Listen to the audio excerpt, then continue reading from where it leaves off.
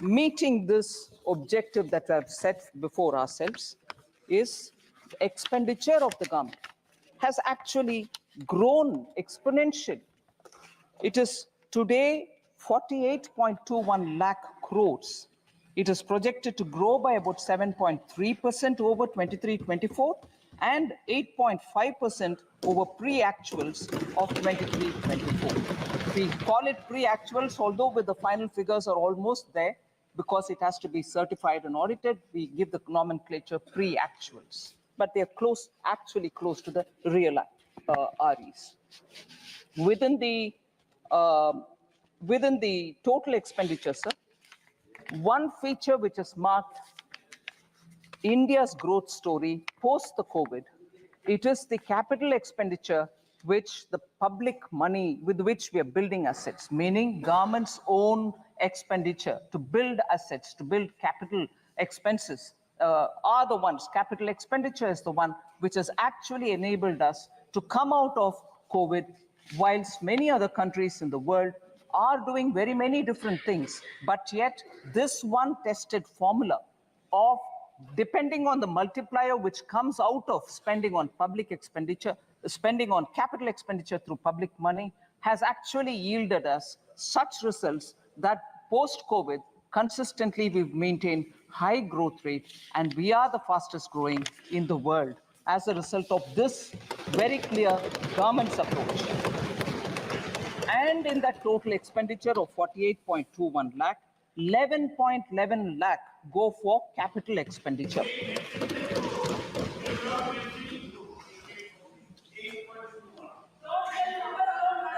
Sir, budgeted capital expenditure is now almost 3.3 times the capital expenditure which was there in 2019-20, that is prior to COVID, sir. If you actually calculate the effective capital expenditure, that is the sum which is referred to when the budgeted capital outlay and the grants and aid for creation of capital assets which is given to the states, grants and aid go to the state's capital account, but it remains in the revenue account for us. But because it also creates capital in the state's name, if we were to calculate the effective capital expenditure, it is pegged at 15.02 lakh or above 18% over the RE of 23-24. So that is the impetus we are giving for growth to be sustainable and for us to retain the growth rate that we have been very clearly attributing for the hard work of the people of this country. I'm not getting into the details of the revenue expenditure because that is already in the budget documents, but more importantly, I get into talking about the allocations because I think a lot of members have said probably the allocations in the social sector has come down. I want to, by giving the data, I want to showcase to the ministers, to the honorable members, that the expenditure on the contrary has gone up in each one of them, and I'll show by how many. So agriculture and allied sector in 2013 and 14 had just 30 lakh crores, meaning 0.30 lakh crores, whereas now it is 1.52 lakh crores. It is even 8,000 crores more than the last year, which is 23-24. So even over last year, we have made an increase and not brought a reduction in them. So education and employment and skilling is the next one, sir, in which 0.85 lakh crore is what was allotted for education, employment and skilling in 2013-14. Whereas today, it is 1.48 lakh crores, which is 23% more allocation even over the last year, 28,000 crores more than last year, which is 23% more allocation compared to even last year. In 10 years, 0.85 lakh crore to 1.48 lakh crores. Women and girls, 0.96 lakh crore in 13-14. It is 3.27 lakh crores, 41% more allocation or 96,000 crores more than the last year.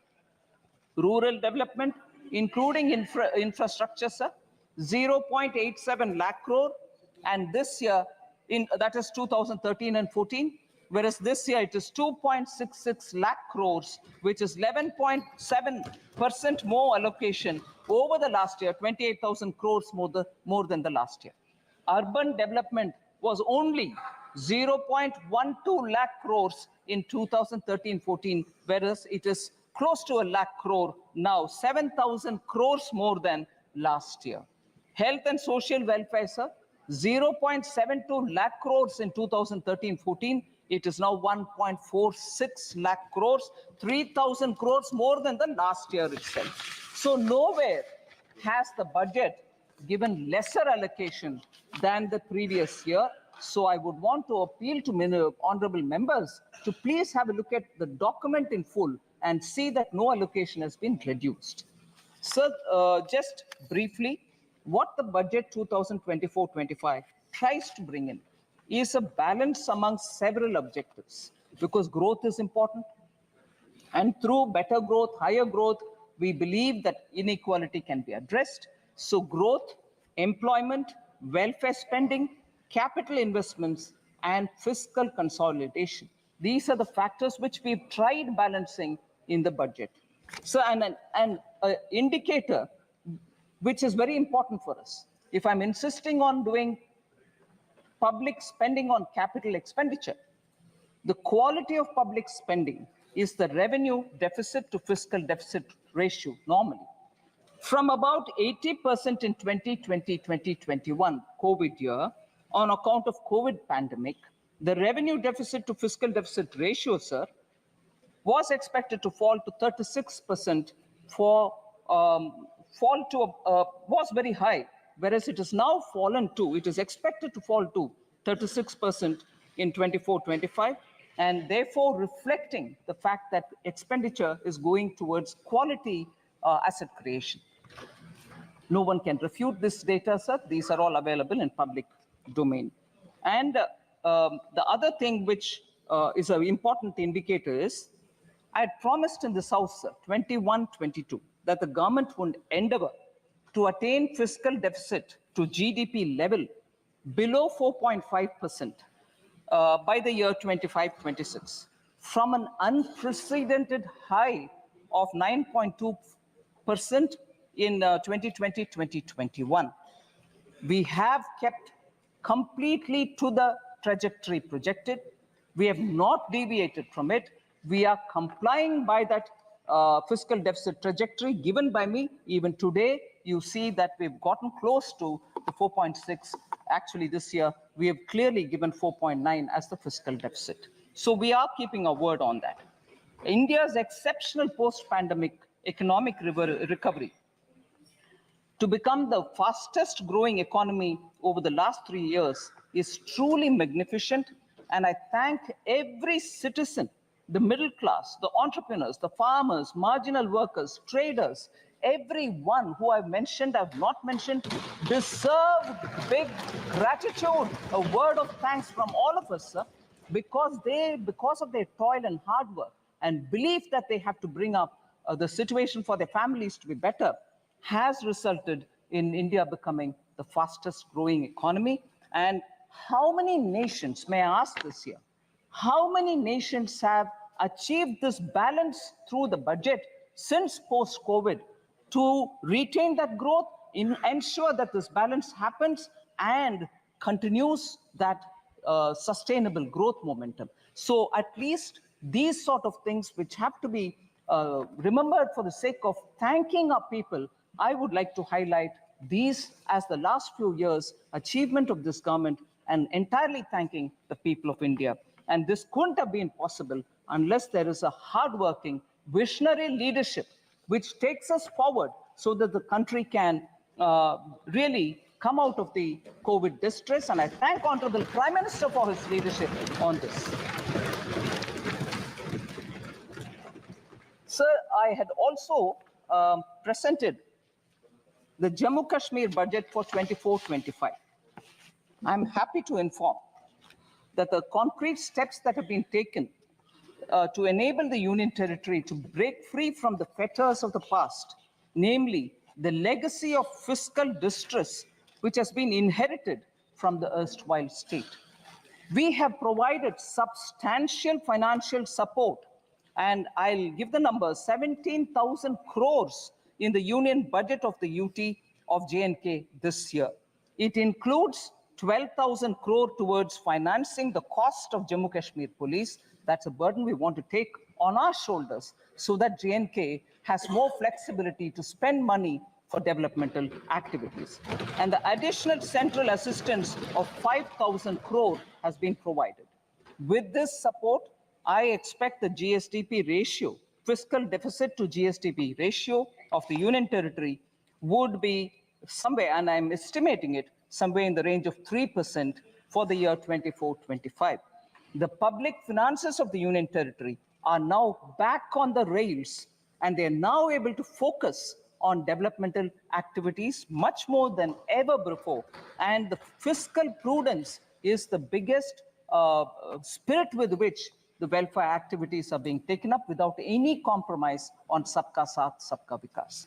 So because Jammu and Kashmir budget was particularly of interest to some of the members, I would like to respond to the members as well, much before I go to responding to members on the general budget. Sir, some members of J&K have raised questions about unemployment rate in J&K. Mia Altaf MP and also Honorable Member Aga Syed Ruhullah Mehdi. They have raised issues about unemployment, and I would want to put it on the record of this House. Unemployment rate, that is for the age group of 15 to 59 years, has actually come down for J&K from 6.4% in 2020-2021 to 5.7% in 21-22 to 4.4% in 22-23, sir. So there is a reduction in the unemployment rate in J&K.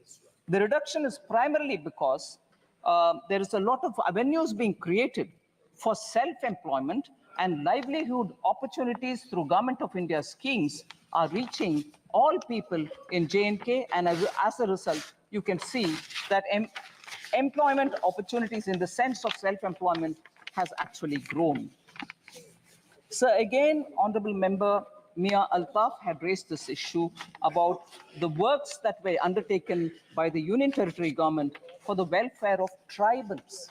I'll certainly like to say, sir, there are about 9 important things which need to be highlighted. The Union Territory government has undertaken several initiatives for tribal welfare in the areas of healthcare, education, culture, infrastructure development, and livelihood. After 2 decades, actually, forest rights were granted to tribal communities. 2 शतक के बाद, इंतजार के बाद, tribal communities का forest rights के द्वारा दिया गया है 5,943 forest right certificates have been issued to the tribal people. First ever survey of the nomadic tribal population has also been conducted. Transport facilities are being provided to the nomadic tribes and the Bakarwals because they move up the range during summer and come down from the higher reaches to the lower levels. Transport facility is also being provided. Transit accommodation is provided to migratory tribal communities. Again, the communities which move from colder to slightly warmer regions in winter, including community kitchens, medical and veterinary dispensaries, and community toilets. All these have been provided for the migratory tribal communities. Professional coaching centers, scholarships, skilling for 48,000 tribal youth, 8 new hostel buildings, 285 smart schools, 6 Ekalavya residential schools have all been developed in the Union Territory of Kashmir. 80 schools to be transformed into smart schools in the tribal areas. That's a very important step forward, and it will benefit tribal children. 186 tribal villages are being developed under the PM Adi Adarsh Yojana, so helping tribal communities. Tribal Research Institute is being developed in Srinagar, and these are some of the very specific measures being taken by the government, and I hope the Honorable MP has got substantial information on the question that he asked. Sir, now I come to the general budget, in which I go by issues in which many members of parliament have spoken, so I've clubbed together members.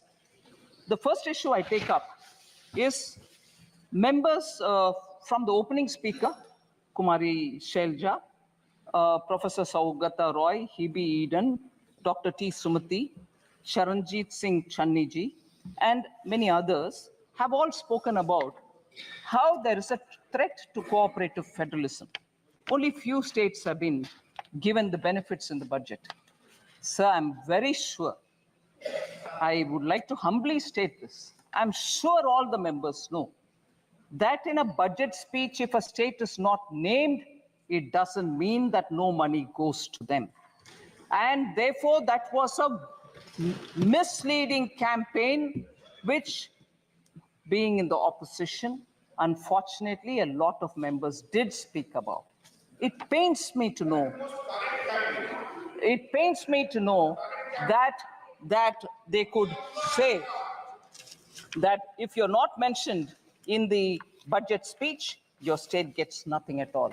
Sir, I'd like to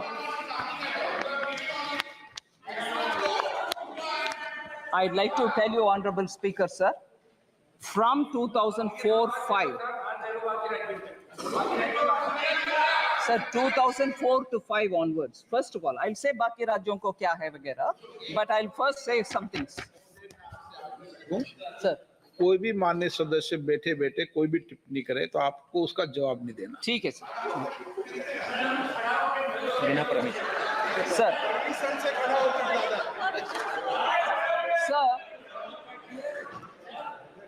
sir,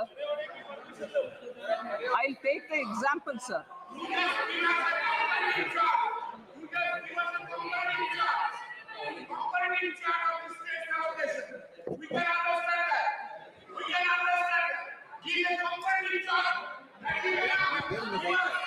Sir, I'd like to compare. Sir, I'm picking up on the budget speeches since 2004-5, 5-6, 6-7, 2007-8, and so on, sir. 2004-5 budget did not take the name of 17 states. I like to ask the UPA government members at that time, did money not go to those 17 states? Did they stop it? Then if they stopped it, they have every business to ask this question. I presume they didn't stop money going to those 17 states because they didn't name it. So when it is one thing for them, it's all right. When the same thing happens somewhere else, no, it's not all right, you've deceived. 17 states were not named in 2004-5. 18 states were not named in 2005-6. 13 states were not named in 2006-7. 16 states were not named in 2007-8. Money didn't go to them. 2008-9, 13 states were not named. 2009-10, 26 states were not named. 26, which means only 2. Sir, oh yes, sir, if we are being blamed that only 2 states were named and the other states are not getting anything, 2009-10 budget had only 2 states, Bihar and Uttar Pradesh, and no other state. What does that mean then? It's all right when you do it. You didn't give money to those states which you didn't name.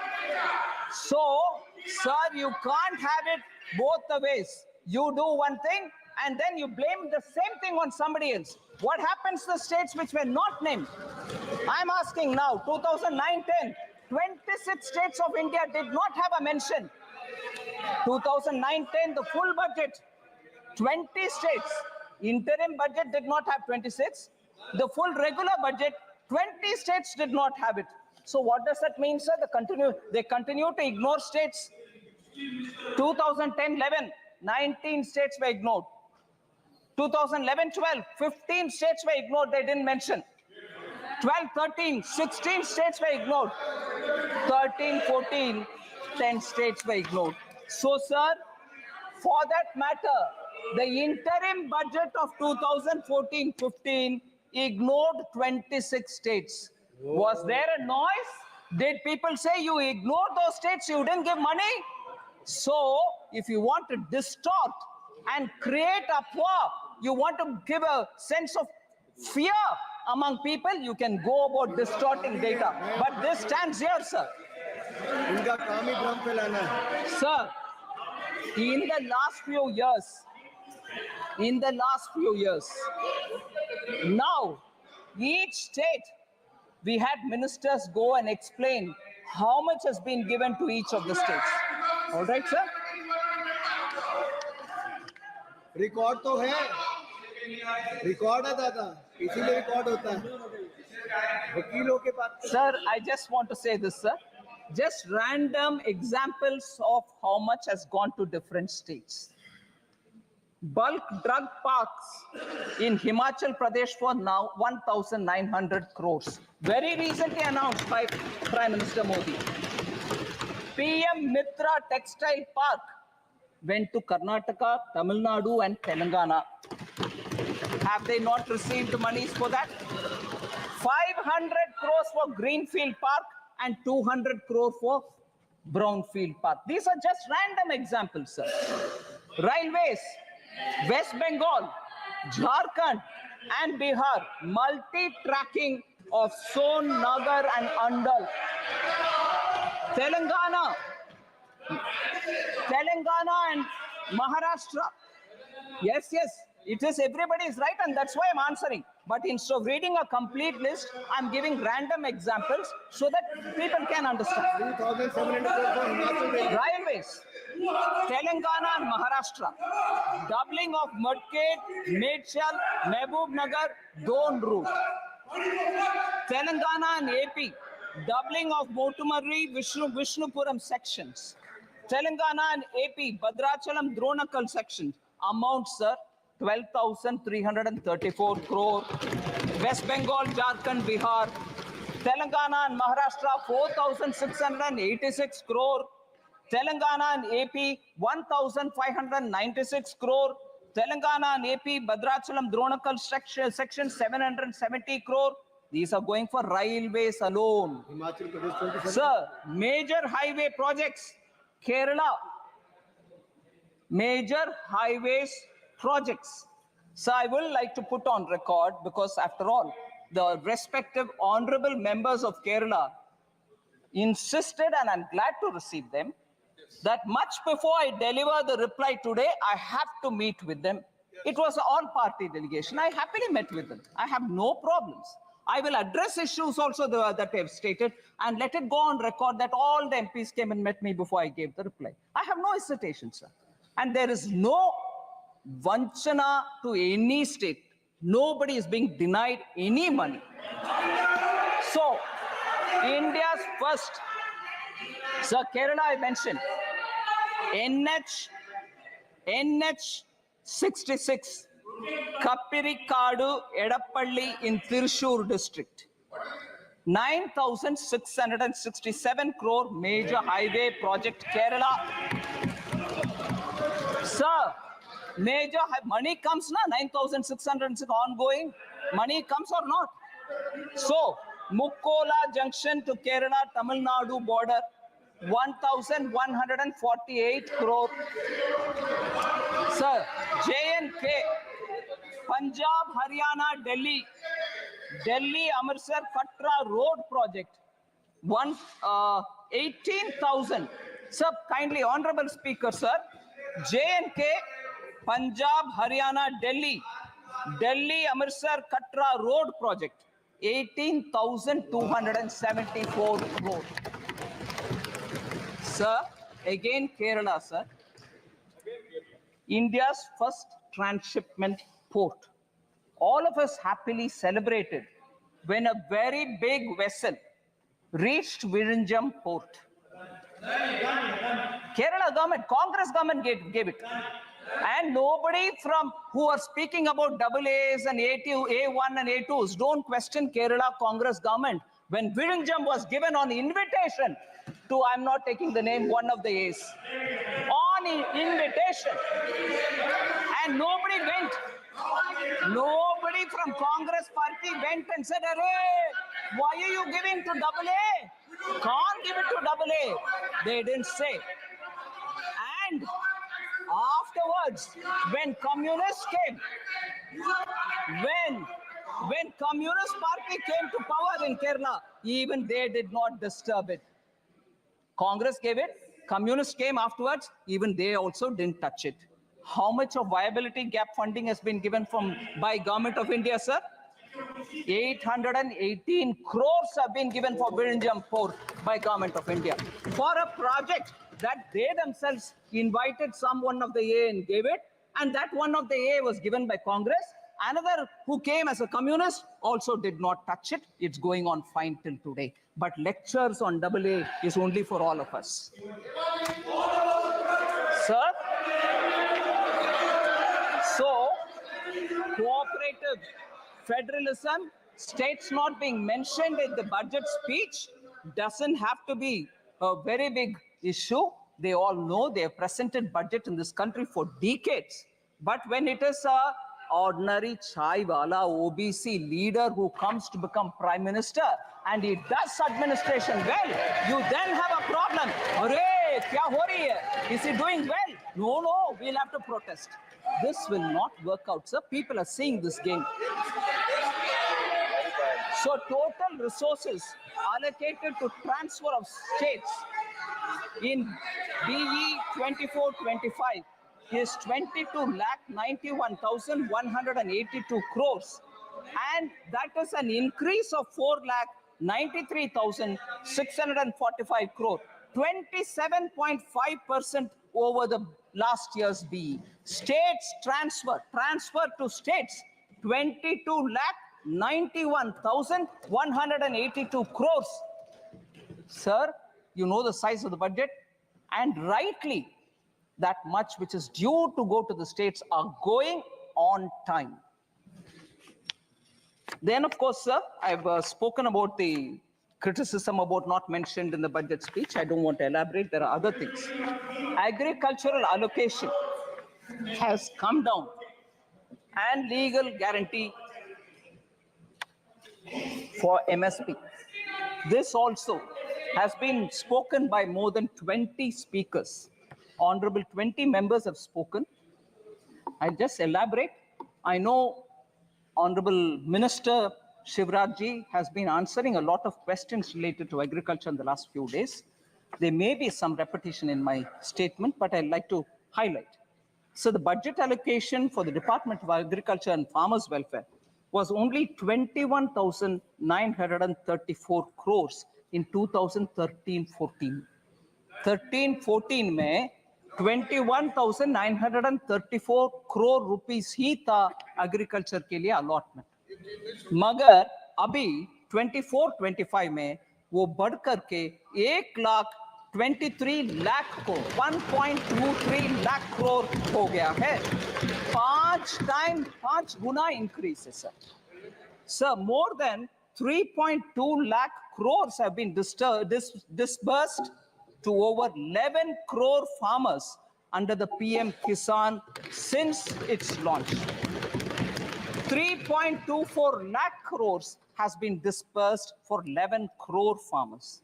So institutional credit targets for agriculture has increased more than 2.5 times. 2014-15, it was 8 lakh crores. Now it is 20 lakh crores. किसान को ये पैसा institutional credit मिल रहा है. Interest subsidy is also being given to kisan. It has increased 2.4 times. 2014-15 में 6,000 crore interest subsidy के साथ किसानों को लोन मिलता था बैंक से. अभी वो बढ़ करके 14,252 crore से सर इस साल 23-24. Number of accounts of small and marginal farmers availing agricultural loans has grown from 57% to 76%. 14 में 57% लोन एग्रीकल्चर फार्मर्स लेते थे, अभी 76% लोन ले रहे हैं सब्सिडी के साथ। इसीलिए ये नंबर और बढ़ेगी क्योंकि हमारे प्रयत्न किसान के साथ अच्छा चल रही है sir. Sir, also a committee has been constituted some time ago to look at how the CACP cost, agricultural commission for agricultural cost and prices can work better so that किसान के लिए जो भी सुविधा मिलना चाहिए उसको बेहतरी तरीके से मिलाने के लिए कैसे काम करना, उसके ऊपर ये कमेटी काम कर रही है। Sir, I want to highlight, if anything, I think many of our speakers have already said this, but I'd like to highlight this point, sir. Today, sir, the Congress Party and the India Alliance partners are all doing good lot of politics on the farmers. I'm saying it with consideration, sir. I'm not speaking loosely.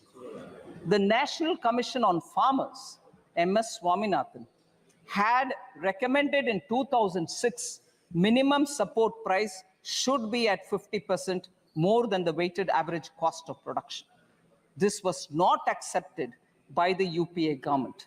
The cabinet note, which was drafted in July 2007, said, and I quote, sir, MSP is recommended by the CACP on objective criteria considering the variety of factors involved. Therefore, setting an increase of at least 50% on the cost may cause distortion in the market. In some cases, there may be a mechanical linkage between MSP and cost of production per producer. इतना कह करके MS Swaminathan के report को दरकिनारे कर दिया UPA government ने 2007 में।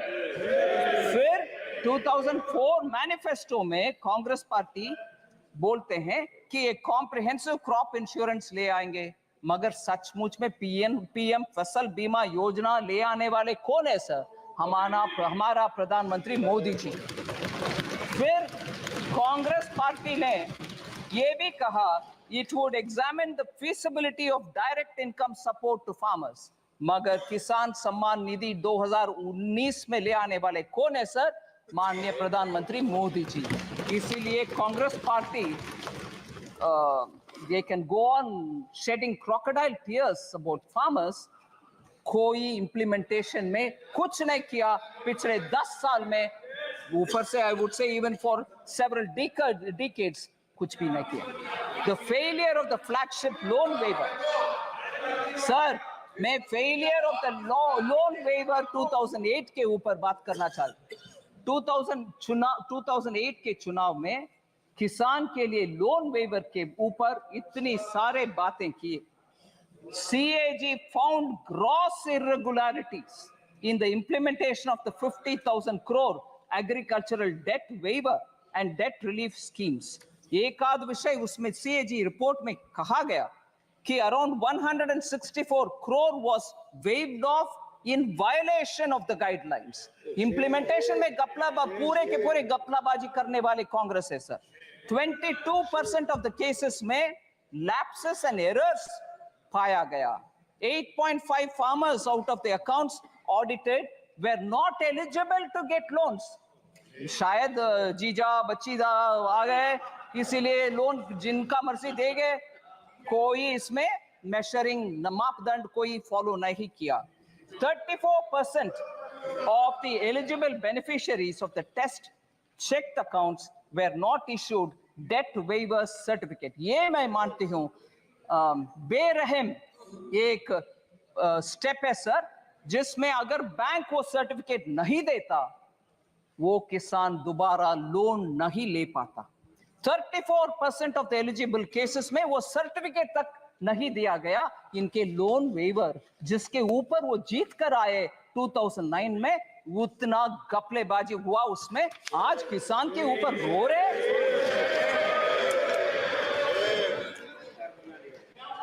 Sir unemployment के ऊपर 15 ऑनरेबल मेंबर्स ने बात किया।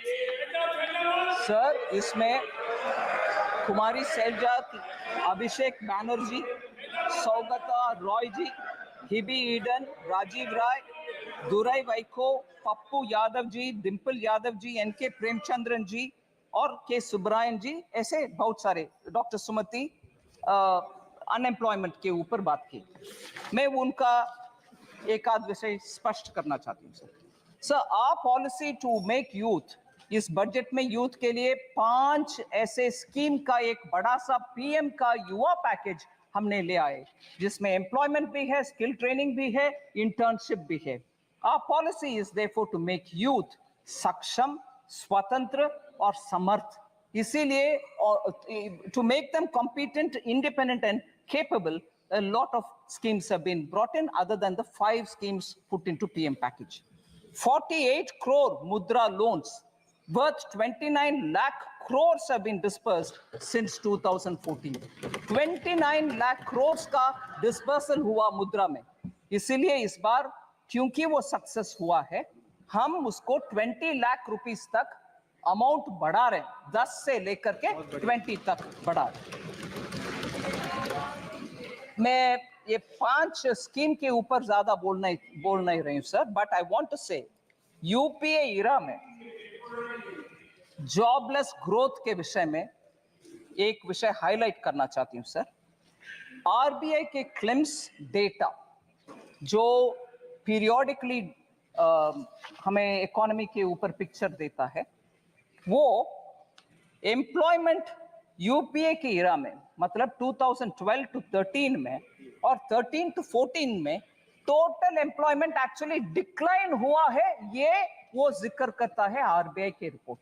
उनके कार्यकाल में जब टोटल एम्प्लॉयमेंट का नंबर डिक्लाइन होता है, उसके बारे में चर्चा नहीं करते। मैं आज उठा रही हूं इस हाउस में कि उस समय के एम्प्लॉयमेंट क्यों घटा, why did it come down? If you are claiming that your economy management was all very good, how did total employment figure come down? And this is RBI data, not mine.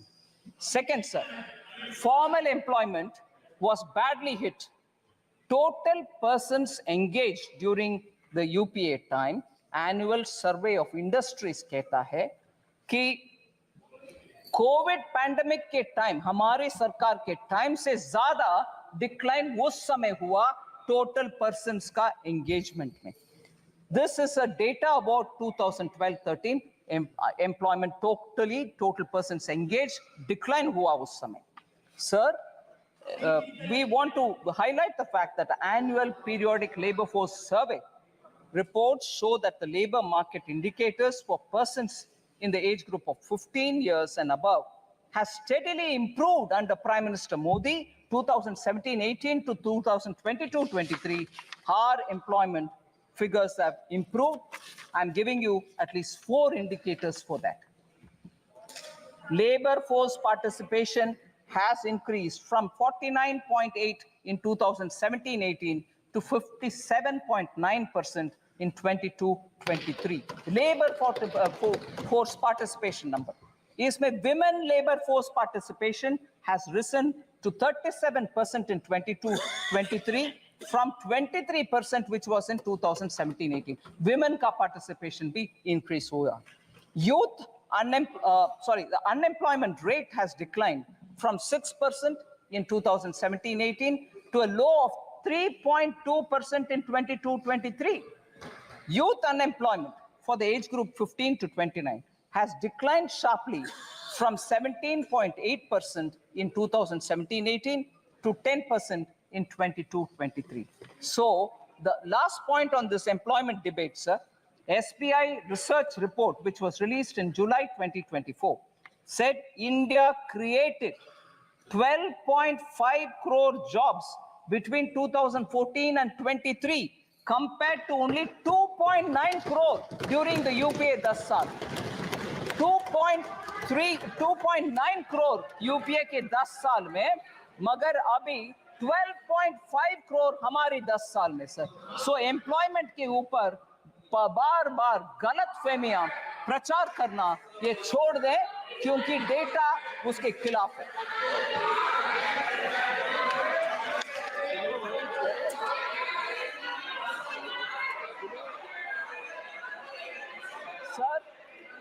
Next is the question of inflation management. In inflation, periodic labor force does not include Narega, sir. नहीं नहीं Does not include. I'm sorry. No comfort on that. Sir,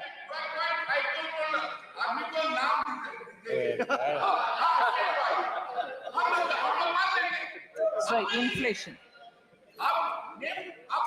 अभी तो सुनना ही नहीं है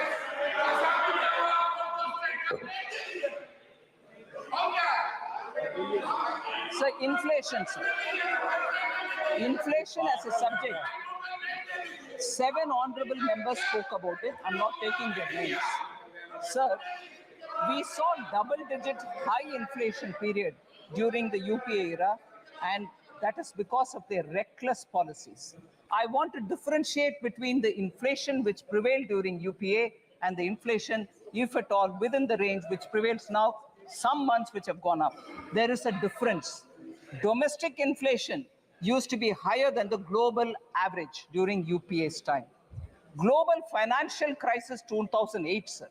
If you're talking about COVID, which is much, much more complex than the global financial crisis, global financial crisis 2008, UPA government took stimulus measures to boost the economy. But I'm sorry to say, I'll come to this particular matter because it has a relevance to one of the honorable members. Harvard and Oxford educated leaders, UPA government was run by them for the economy, did not know when and how to withdraw the stimulus, leading to a high double-digit inflation between 2009 and 13, high fiscal deficit and debt, crowding out private investment.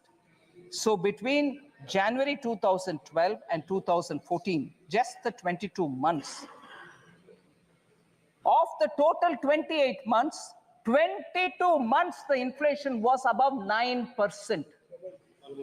Almost double digit and almost double of the forbearance limit that is permitted. Inflation के इनके record ही है sir, उसको beat करना आसान नहीं है. इसीलिए मैं बात बोल रही हूं, UPA sir, UPA inherited a stable macroeconomic environment with inflation at 3.8% from 1999-2000 to 2003-4. Atal ji के समय पर inflation उस range में पर था, उसको inherit किया UPA ने. Comparatively, annual inflation rose to 8.1% between 2004-5 to 2013-14. Atal ji का 3.8%, इनका 8.1%. यही है इनका रिकॉर्ड इन्फ्लेशन मैनेजमेंट के ऊपर. सर एक्चुअली क्योंकि हमारे एमपी साहब ऑलरेडी एक स्लोगन दे रहे, मैं बोलना चाहती हूँ, मैं हिंदी इलाके से नहीं आती हूँ, फिर भी ये याद है, कांग्रेस आई महंगाई लाई, ये है इनका record. Sir, because economy was in such poorly managed state because of inflation, I want to quote sir, RBI governor, उनका नाम नहीं ले रही हूं क्योंकि सदस्य नहीं है इधर, मगर वो एक किताब लिखे हैं. उस किताब में वो बोलते हैं, I quote, the finance ministry used to pressurize the RBI to soften interest rates and present a rosier picture of growth to shore up sentiments. क्योंकि आपके आर्थिक व्यवस्था इतना बिगड़ गई थी, आप आरबीआई को फोन करके उनको बोल रहे हैं कि प्लीज ठीक से मैनेज करो भैया, क्योंकि सेंटिमेंट अफेक्ट हो जाएगा. आप कुछ मैनेजमेंट नहीं किए, मगर ये किताब में फॉर्मर आरबीआई गवर्नर लिख रहे हैं सर इनका इकोनॉमी के मैनेजमेंट के ऊपर. शेम. वो हमें पूछते हैं कि इकोनॉमी कैसे मैनेज कर रहे हो. Sir, India's inflation India's inflation between 2020 2023 is much lower than the global average. Prime Minister Modi, in spite of COVID, planned the economy in such a way that our inflation did not affect so badly. I want to just give you the list of the records, sir. NDA के समय 99 to 2004 तक 3.8, UPA 1 में 6%, UPA 2 में 10.2%, so UPA 1 and 2 put together 8.1%. अभी हम आ रहे हैं NDA 1 में 14-15 से लेकर इन्फ्लेशन 5 years में 4.5%, NDA 2 में 5.7%, NDA 1 and 2 put together 5.1%. कहाँ है 8.1%? हमारे 5.1% कहाँ है? मैं ये भी दुख के साथ कहना चाह रही हूँ, जब प्रधानमंत्री जी पेट्रोल और डीजल प्राइस को 2 बार कम किए, बीजेपी स्टेट्स ने कम किया, इन्फ्लेशन घटवाए, मगर यूपीए के स्टेट्स कोई कुछ नहीं किया, उसके वजह से उनके स्टेट में इन्फ्लेशन हाई रहा। देश के लिए नुकसानदायक पॉलिसी है यूपीए का। ठीक है, हम कैसे मैनेज किए inflation? Group of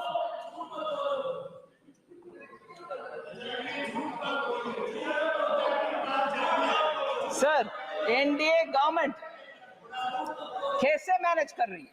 group of ministers के द्वारा इन्फ्लेशन को मॉनिटर करते हुए सप्लाई साइड का हर स्टेप हर बार उठाते हैं।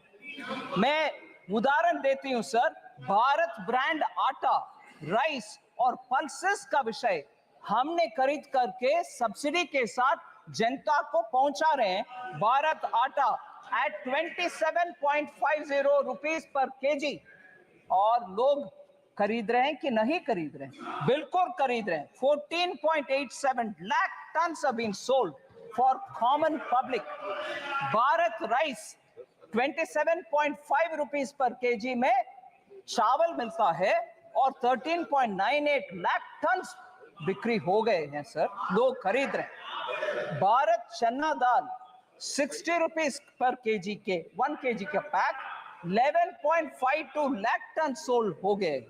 भारत मूंग दाल, बोथ मूंग दाल और साबुत मूंग दाल 2984.37 टन्स का सेल हो गया है। आम नागरिक तक हमारे भारत ब्रांड आटा पहुंच रही है, इसीलिए इन्फ्लेशन को वो फेस कर पा रहे हैं। सर, मैं अगले एक विषय, मुख्य विषय में आ रही हूं। एससी एसटी को इग्नोर कर रहे हैं सरकार, विमेन एंड पुअर को इग्नोर कर रहे हैं। इसमें 4 लोग बात किए, चरणजीत सनी, श्रीमती डिंपल यादव, के Radhakrishnan and Tol Tirumavalavan, all members, honorable members of parliament who have raised this issue. I want to say SC or ST or women ke allocation has gone up substantially. Number there you sir, 23-24 में 1,59,148 crores था SC का। इस साल 1,65,493 crores, 6,345 crores और बढ़ाए। ST 1,19,706 crores, 1,24,909 crores now, 5,113 crores अधिक, we have increased it. Women 2,38,220 crore पिछले साल, इस साल 3,27,158 crore, 88,938 crores ज्यादा दिए हैं इस साल में।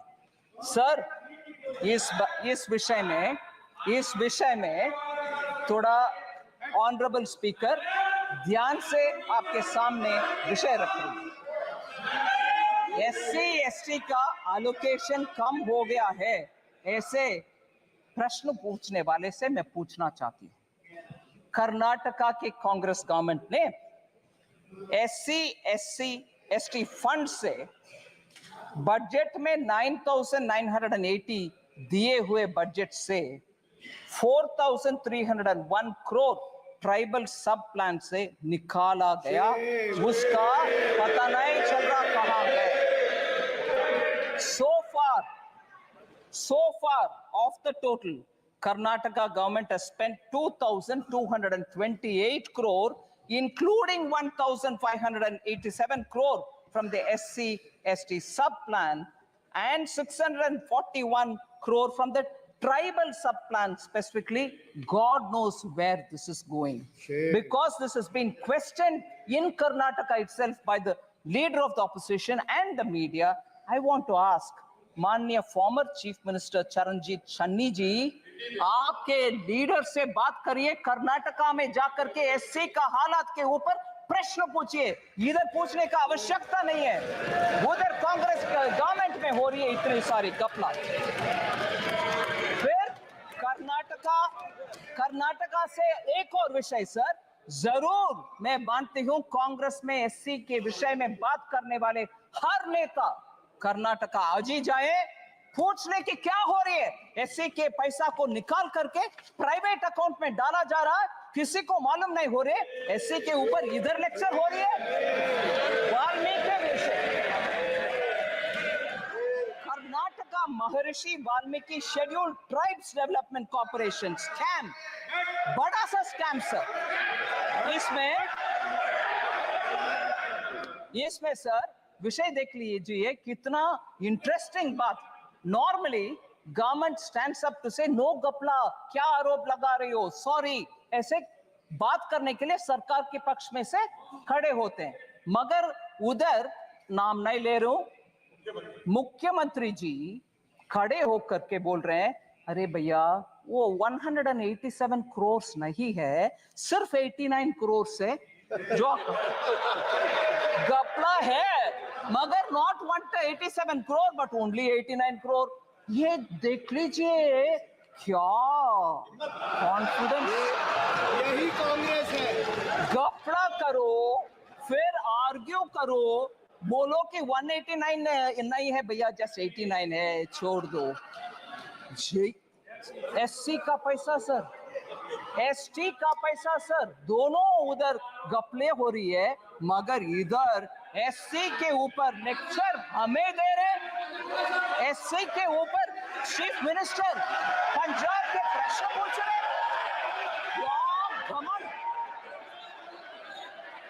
In the past BJP government, how many scams have been occurred? Sir, skill India mission के ऊपर honourable member Abhishek Banerjee, honourable member Owaisi ji और वरुण चौधरी जी ने प्रश्न पूछा। I want to highlight 3 honourable members, Abhishek Banerjee ji, Owaisi ji और वरुण चौधरी जी ने प्रश्न पूछा।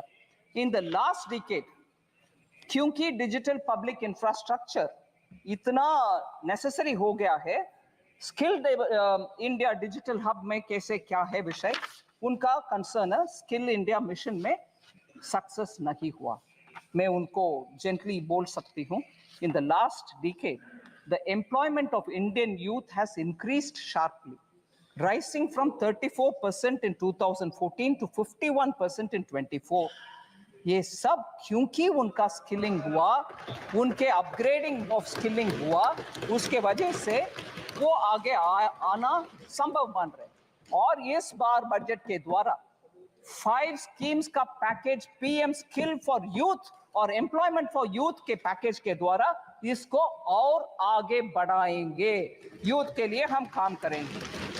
और हमारे position sir world skills competition में 19th पोजीशन में थे हम 2017 में स्किलिंग में, आज 11वीं पोजीशन में 11th रैंक में आ गए हैं bye 2020।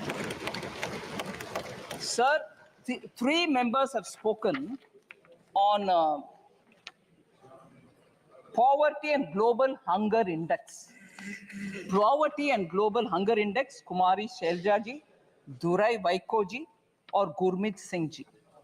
Sir, I want to first of all, with all humility and modesty say, flawed indicators such as the global hunger index for India's sake may not work out.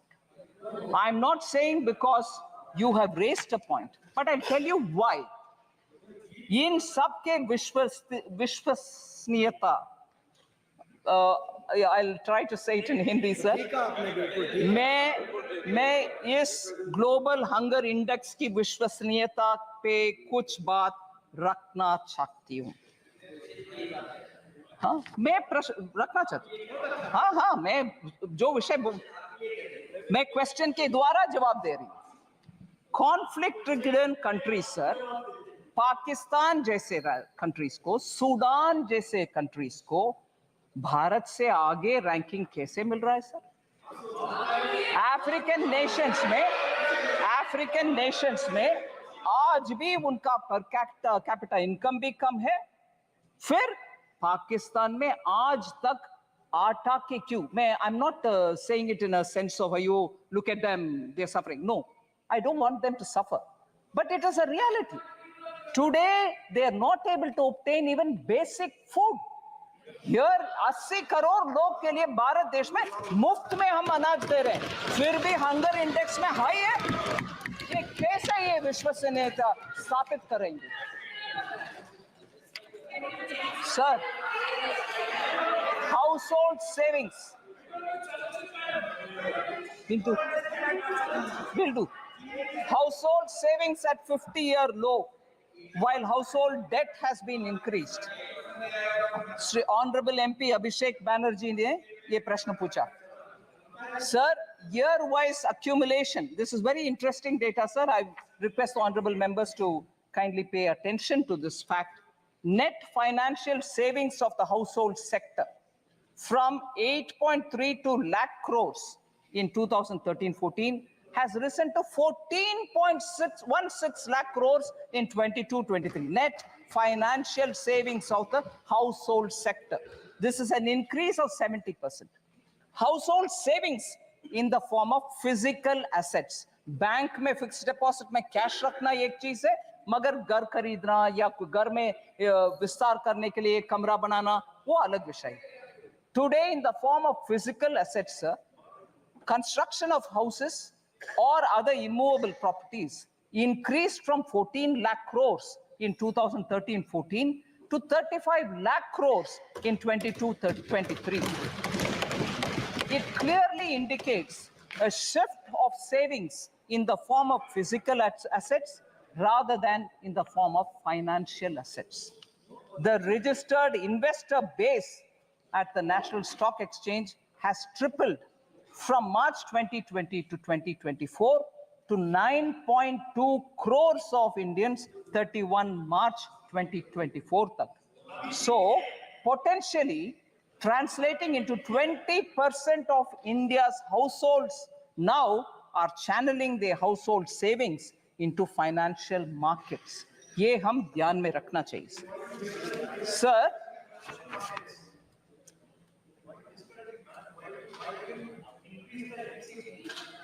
I'll come to that. I'll certainly come to it.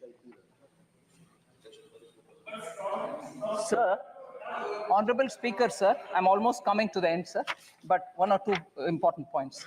Sir, I thought you wanted the answers. Sir, lack of transparency in budget. Lack of transparency in budget was the issue raised by Honorable Member N.K. Premchandran. I want to highlight the fact, sir.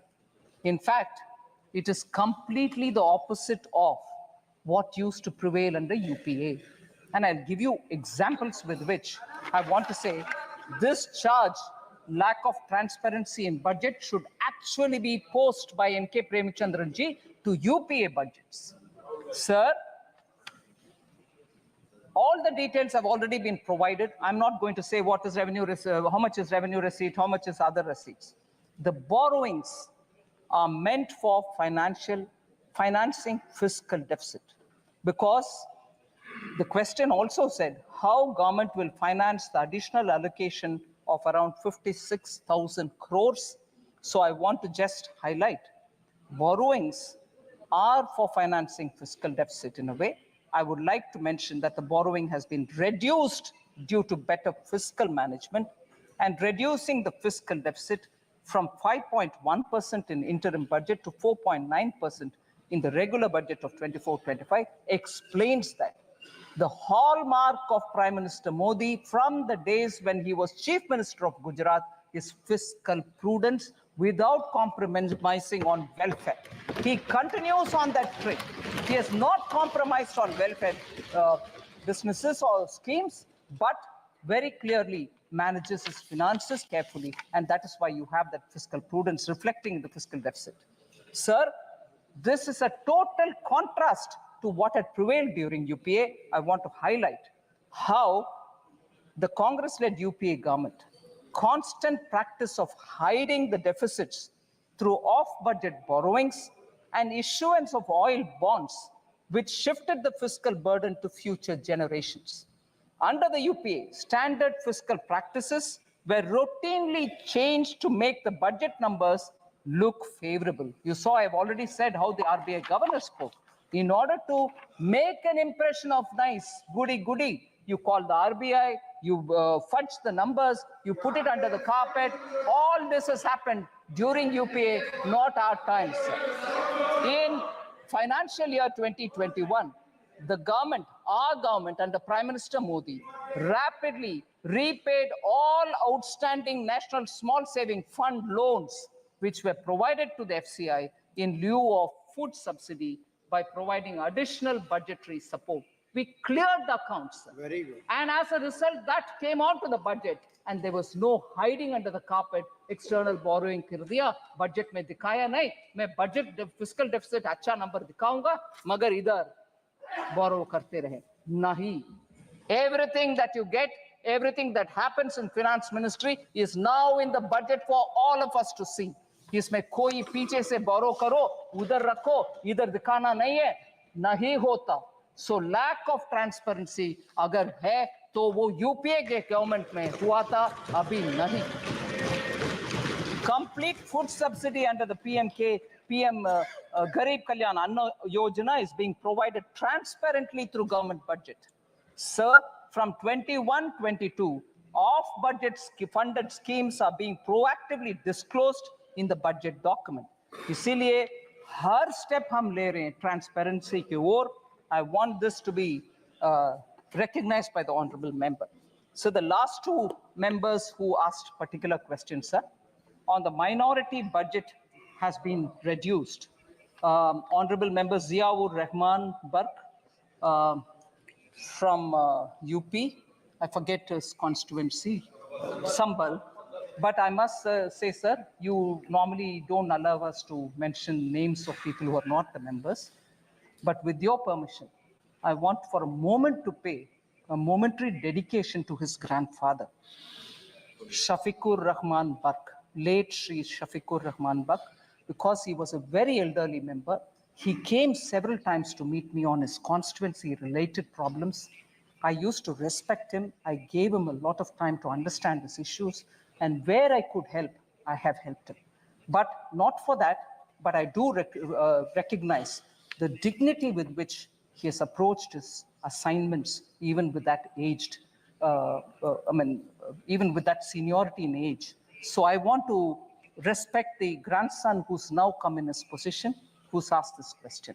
So minority budget, has it come down? No, it hasn't come down. I want to very clearly say, sir, 22-23, actuals are 803 crores. 23-24, budget estimates were 3,098 crore. 24-25 budgetary estimates, 3,183 crore, 85 crores more than the last year has been given. No reduction in the fund. Sir, under NMDFC, which is National Minorities Development and Finance Corporation, since 2014, 8,300 crores worth of loans have been disbursed to more than 22.5 lakh minority beneficiaries, of whom 85% are women. So the young new member, I want to give him the information. And the last one, sir, under insurance problem in the country, and there is an 18% GST on health insurance. This was asked by Honorable Member Karthi Chidambaram. I want to highlight that PM Jeevan Jyoti Bima Yojana has over 20 crore enrollments and over 16,087 crore claims have been paid till date. 2 lakh insurance cover at just 436 rupees per annum premium. We have paid 2 lakh, we have paid 20 crore enrollments and 16,087 crores have been cleared as insurance claims.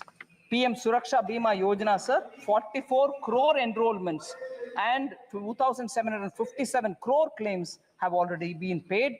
And what is the structure, sir? 2 lakh rupees for total disability or accidental death at just 20 rupees per annum premium. So this is the way insurance for the common people have been given by Prime Minister Modi, and this is reaching a lot of poor people. And I'm happy to say, even during COVID, we had cleared a lot of claims, even if they didn't meet the usual requirements of doctor's certificate, mortuary certificate, nothing. PM gave a clear instruction saying, during COVID, all claims be settled. We don't want anyone to suffer because insurance certificates are not come.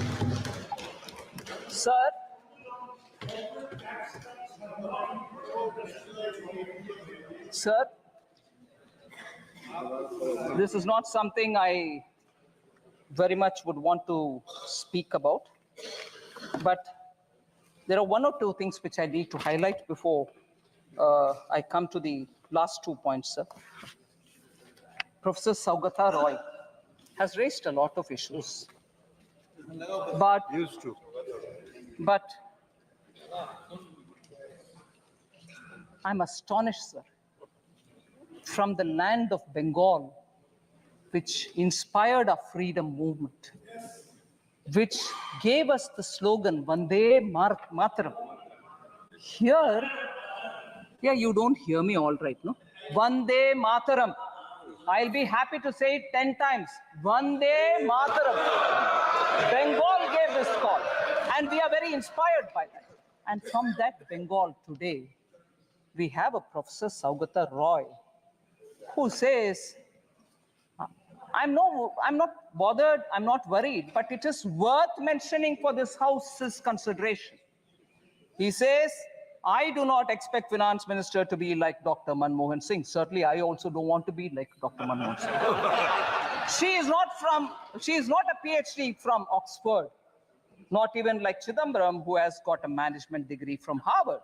She's from our own JNU. But the problem is she's bereft of new ideas. सीधा मैं आ रही हूं sir प्रश्न सीधा मैं आ रही हूं प्रश्न में a lady who I respect a lot who sits equally in the GST council with me, Srimati Chandrima Bhattacharya, who is the finance minister of Bengal, studied in University of Calcutta. Sirs, you may delete the name, sir. You may delete it. Sir.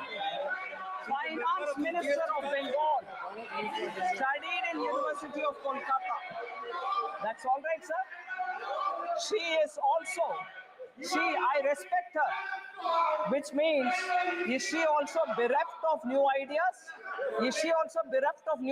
Sir? I don't want to take her name. Finance Minister of Bengal. Please delete the name. I'm not against it. I respect her, sir.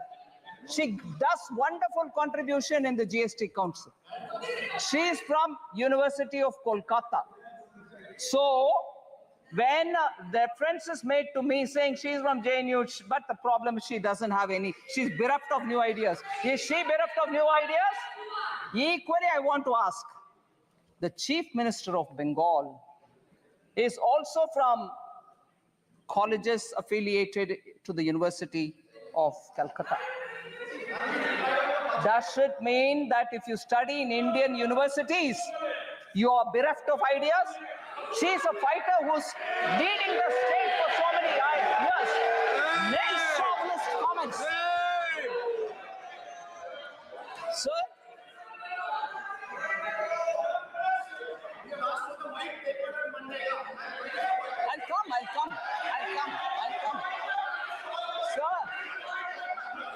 I'm astonished. I'm astonished when we talk about the Chief Minister's qualification and saying that she's a good Chief Minister who's fighting. We are from Indian universities. Whether it is Chief Minister of Bengal or myself, we are all from Indian universities. In what way we are less to the Harvards of the world, the Oxfords of the world? I want to ask this question to the main chauvinist professor who seem to be attacking women, and even worse, he's a professor in one of the Indian colleges. He is not teaching in Harvard.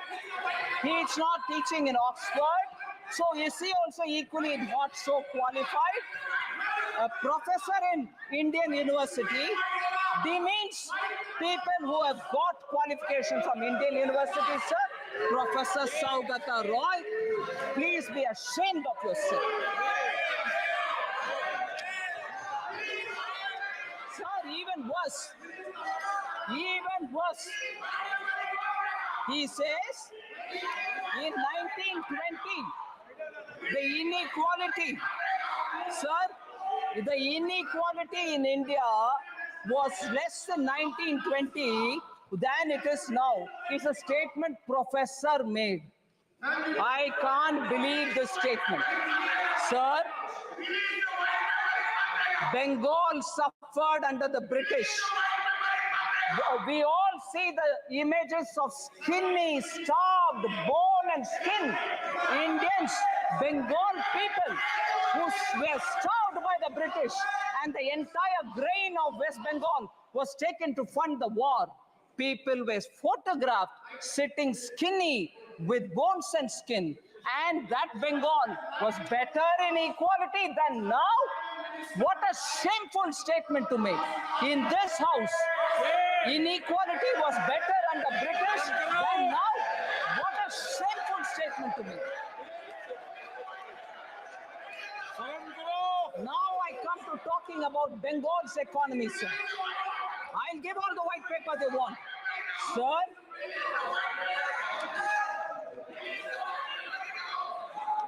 West Bengal's share in total industrial production of this country. Honorable Speaker, sir, I'd like to draw your attention and say West Bengal's share of the total industrial production of this country, which used to be 24%. I want honorable members to keep paying attention to this data. It's very important for this country. 24% was Bengal's contribution to total industrial production of this country at the time of independence. Today, you want to know what that number is? 3.5. That's the Bengal economy. That's the Bengal economy.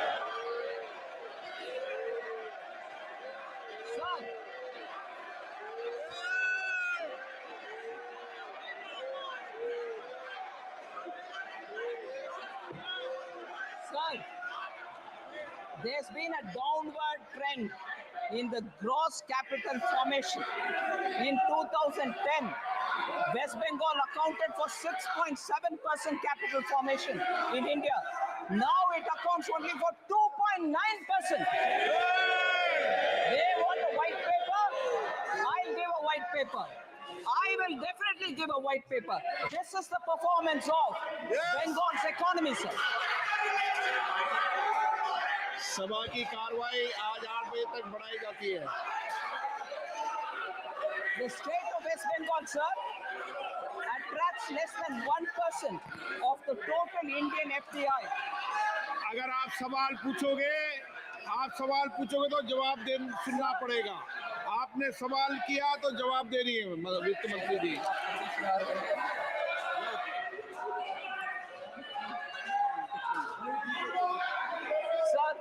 Honorable Member Supriya Sule had asked question about fiscal deficit target of 4.9% may not be achieved.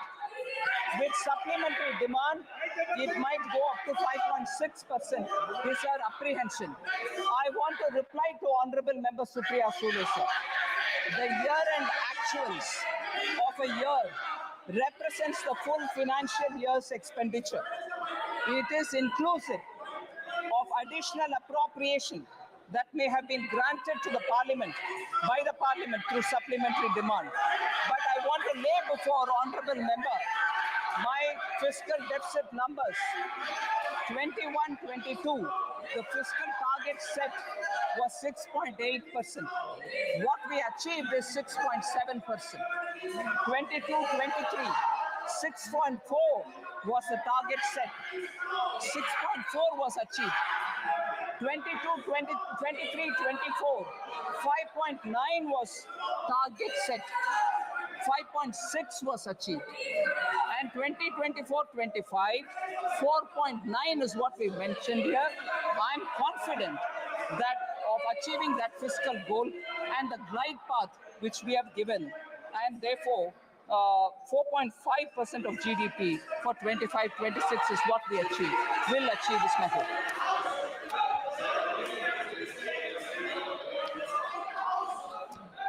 Sir, before I come to the conclusion, there's one I will come to the conclusion with. But before I come to that, sir, I want to highlight the fact. माननीय सदस्य नेता प्रतिपक्ष please आसन के पीठ पेट कर नहीं बैठते। संविधान नेता प्रतिपक्ष हो जाने से अकल कहाँ से आएगा? Sir, this is an important issue I want to raise, sir, before I come to the conclusion. Sir, today, when we are discussing the journey of Vikasit Bharat, I want to draw your attention towards a very serious issue. To make India develop, it is necessary for the country to have big economic and strategic power. But if there will be instability and anarchy in the country, their journey towards Vikasit Bharat will become more difficult. This is a huge challenge for us. And as a nation, we have to understand where the problem is. India's social fabric, parliamentary traditions, economy, and the armed forces are all four being severely attacked. We have united our diverse society through the hard-working people of this country over the generations. After independence, sir, our constitution was put in place, and it has put in place several arrangements to keep the society united. But today, through a conspiracy, the fault lines of our society are being exposed. Mistrust is being created against each other in the society through fallacies, lies, and deceit. Sir, efforts are being made to create such a situation that even a spark will lead to a lot of conflict. Similarly, the attacks on the armed forces are also being intensified on some pretext or the other, or one pretext or the other. Efforts are being made to divide the army and the soldiers. The strength of the army is its discipline and unity. As a part of a conspiracy, sir, this strength of the army is being challenged. Whatever is happening today regarding Agniveer is a part of this conspiracy. I'm afraid to say this. Apart from the society, parliament, army are all under attack. And even the economy is being attacked. When the people of India have really struggled to come out of COVID and are building a society on their effort. We as people representing them in this house at least should recognize the hard work of our people and not undermine India as a country which is growing at this rate. So entrepreneurship itself is being made a villain, sir, which is a shame. Hard-working entrepreneurs are building this country. The conspiracy is to end India's entrepreneurship culture, even if before it fully blooms, and thereby hitting at the Indian core backbone, which is the entrepreneurship, small and medium units, and enterprise is what is building India. Negativity is being spread in society towards all those who do business. And this hatred for business and wealth creators is spilling everywhere. There is a conspiracy to send a message to the entire world that India is not safe for investors, sir. And this is not good. Rumors are being spread that Indian institutions cannot guarantee security to foreign investments, which is really a sad situation, sir. Strategic instability, economic instability, and political instability. Some forces are working to create this kind of an image of India, and we should all fight together that this kind of instability building people should be told a lesson. There is a huge nexus. There is a huge nexus behind this, which is carrying out this conspiracy from the streets and even to the parliament. No debates without protests, which are aggressive protests are happening. You don't even hear answers which are being given. And I'm sorry to remind this honorable house that when the honorable Prime Minister stood up to speak, at most disruption happened and people did not want to listen to him. They were screaming, but parliamentary institutional maryada ke upar unse first lecture aata hai. Jab all over the well, they had people standing and people were forced or nudged or cajoled to say, go into the well, protest. Sir, institutional respect, we have to keep it. Every countryman has come together to fight this conspiracy. We have to be alert, sir. And I take this opportunity to say this. So the last matter, sir.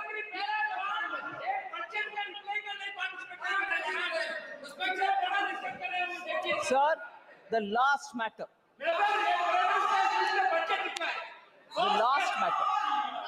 The last matter, sir. Halwa. Okay? We should talk about it. Sir, it pains me, sir. It pains me, actually.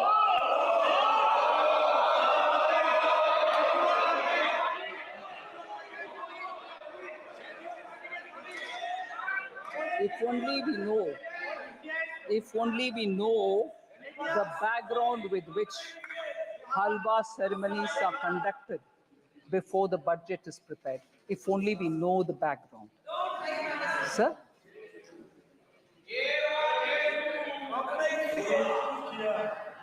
If only we know the background of why halwa ceremonies happen, sir. It's a very important phase where actually in this country, halwa ceremonies have been happening for a very long time. माननीय मंत्री जी कब से हो रही है ये भी बता दो आप। मैं बोल रहे हैं सर, मिंटो रोड में जब प्रिंटिंग प्रेस था, जब बजट उधर प्रिंट होता था, तब से लेकर के staff who get themselves inside that premises, budget present होने के बाद तक जब बाहर नहीं आते थे, आज भी वो सिस्टम बरकरार है। वो लोग अपने आप, क्योंकि अंदर जाने के बाद till they can't come out till the budget is read, on their own used to organize halwa making, क्योंकि भारत में एक ट्रेडिशन है, कोई भी अच्छा काम शुरू करने से पहले मुंह मीठा। At that time, sir, Italy में नहीं होगा। ओके, करेक्ट, भारत में हो रहा, कहीं और नहीं। Sir, Navratri meaning 9 nights and 8 days, पुराने ज़माने में, they used to stay inside only, no phone, no contact, no landline. If anything, one officer who was given the power to come in and go out, he would convey the message. कुछ नहीं और बाहर world से संपर्क। बोल रही, please. अभी sir 5 nights and 4 days nowadays they stay in the cellar of North Block, and this is essentially because the confidentiality of budget making has to be respected. So they go in, and before going in, we start this halwa ceremony. And there are media reports, sir, one or two, I'll read out, which captures it. Halwa ceremony, sir, one media report says, and I quote, "It serves as a recognition for the hard work and dedication of the Finance Ministry officials and staff who have been diligently preparing the budget documents. Dating back to 1980, the Halwa ceremony precedes the printing of the budget documents, which take place at the basement of the North Block, a process that must be completed without any official leaving the premises until the budget formally is presented." So this is done more, unquote. Now I again take one line. A sense of solidarity and teamwork among the team members के लिए ये बना करते हैं. It also says it stands as a testament to the tradition and protocols observed in one of the most significant events in the Indian governance calendar. Sir? Yes, in this, sir, the staff themselves make it. The staff themselves make the halwa. Staff themselves make it. Sir, why did it become? Sir, I wish honorable members listen, sir, because they are very scared that something is coming to hit them. When did this become a photo event? When did this become a photo event? Sir, I want to underline this.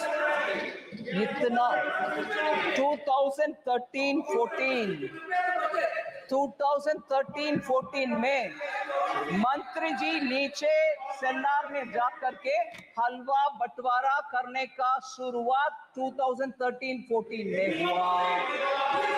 मैं पूछ रही हूँ कब? By that time, क्योंकि our leader of the opposition by that time was a full active leader.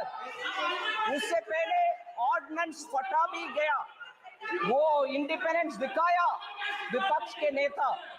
क्यों उस समय finance minister तब की उनसे ये पूछा नहीं गया कि कितना एससी है भाई, आप नीचे जा रहे हो फोटो के लिए, बोलो नहीं तो वो हलवा में कैंसिल करूंगा, क्योंकि उस समय वो पावरफुल थे ना, रिमोट कंट्रोल था ना. वो हलवा क्यों कैंसिल नहीं किया? उनके हलवा कैंसिल नहीं किया, तब ये पूछा नहीं गया. भारत के हलवा बटाया जा रहा. सर, ये आदत किसी का हो तो वो जमाना गया. मलाई खा करके इस देश को छोड़कर या पार्लियामेंट को छोड़कर लोग गए. लोग वोट करके मलाई खाने वाले को दिखाया रास्ता, चले जाओ, आप सत्ता में बैठना नहीं है. वो जमाना गया. मगर उस समय के फाइनेंस मिनिस्टर से ये पूछा नहीं गया, आप नीचे जा रहे हो बंटवारा करने के लिए, हलवा बंटवारे करने के लिए, आपके साथ कितने एससी हैं, कितने एसटी है, कितने ओबीसी है, वो पूछा नहीं है. उस समय के ऑफिसर्स लोग के स्टैटिस्टिक्स गणना नहीं हुआ, मगर अभी पूछा जा रहा है. इसीलिए मैं बोल रही हूँ इस देश में लोगों को बंटवारे करने में कुछ षड्यंत्र के साथ इस प्रश्न पूछा जा रहा है. Sir, it's a shame. मैं इस मौके पर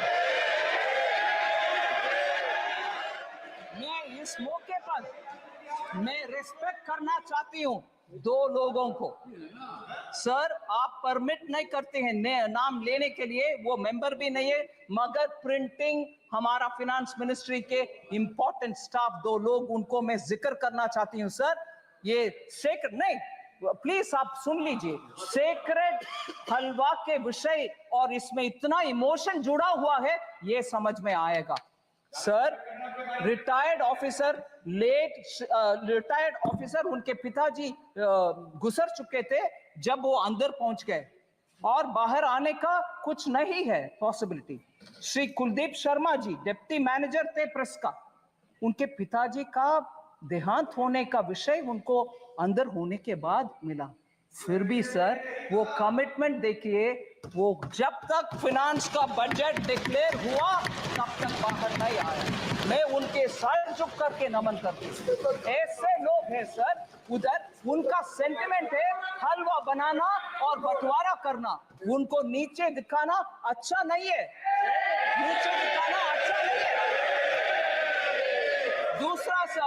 दूसरा मैं बोल रही हूँ, श्री सुभाष अभी भी है प्रिंटिंग प्रेस में. वो भी अंदर जाने के समय उनको मैसेज आया, उनके सुपुत्र का देहांत हुआ सर, मगर वो बोले नहीं मेरा जिम्मेदारी, क्योंकि हलवा के सेरेमनी हो गए, मैं अंदर आ रही हूँ, इससे I will not come out. ये है सेंटिमेंट उधर, हलवा बनाना और अंदर जाना, पूरे कर्तव्य निभाना और बाहर आना, इसको नीचे दिखाना सही नहीं है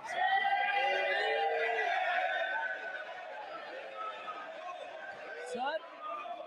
एससी के ऊपर, ओबीसी के ऊपर बहुत सारे विषय हमारे एमपी गण बात कर रहे हैं। फर्स्ट प्रधानमंत्री जी नेहरू जी का लेख सबको शायद अनुराग जी ने पढ़ दिखाया।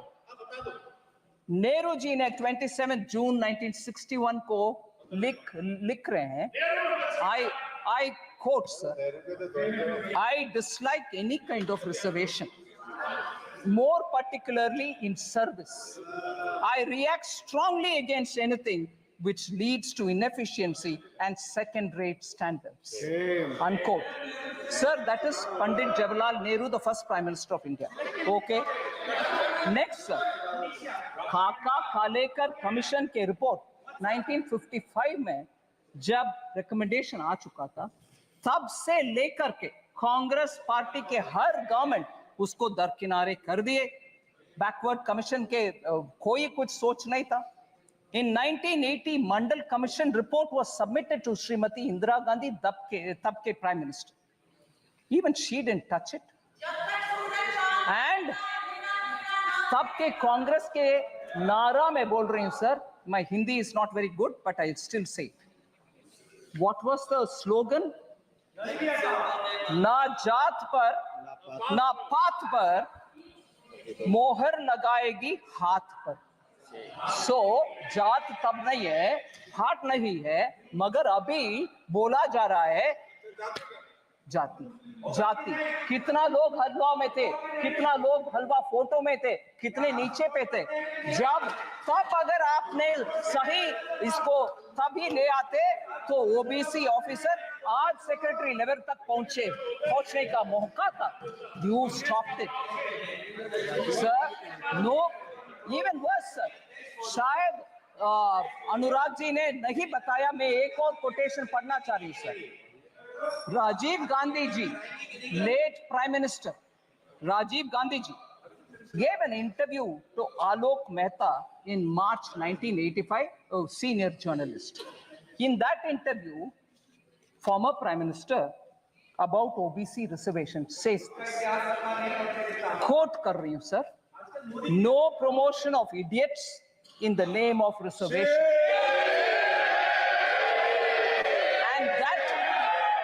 And that promoting idiots in the name of reservation, and that promoting idiots in the name of reservation would harm the entire country, unquote.